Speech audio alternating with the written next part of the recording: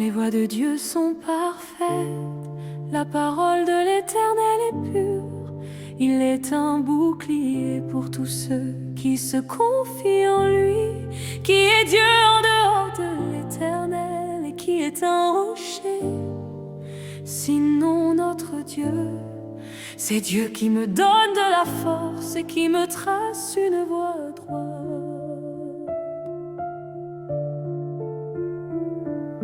Jésus se tenait à la porte, éclairant son cœur et son esprit, nichant le Dieu vivant en son centre, enrichissant sa vie pour Jésus.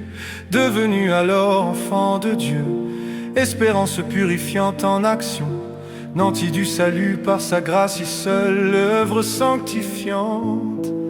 Un bain de régénération totale vint renforcer sa foi agissante, enveloppant son être de miséricorde.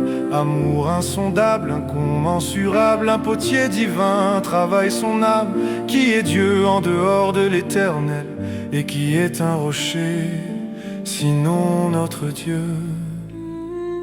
Dieu lui-même est la norme de justice, en conformité avec sa conscience morale. Il utilise sa puissance, ainsi tout ce qu'il fait est juste. Même si tu ne le comprends pas, la bonne attitude consiste à faire appel à lui directement, et non de faire appel à une loi qui serait plus claire, plus absolue que Dieu. Heureux sont ceux qui ont faim et soif de justice. Signifie que l'attitude pour avancer est de chercher d'abord le royaume et la justice de Dieu. Le reste sera donné en plus.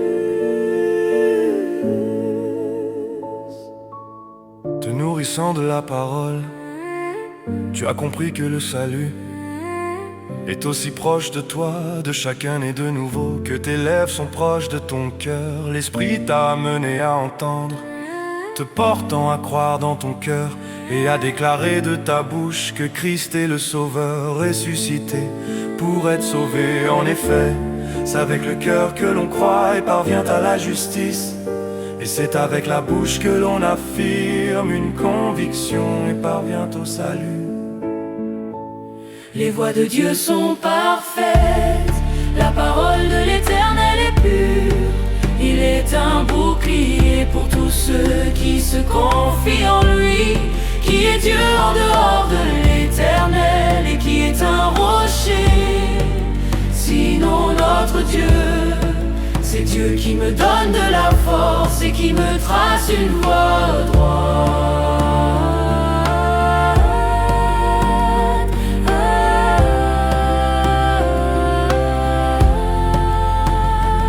Il te conduit dans les sentiers de la justice à cause de son nom.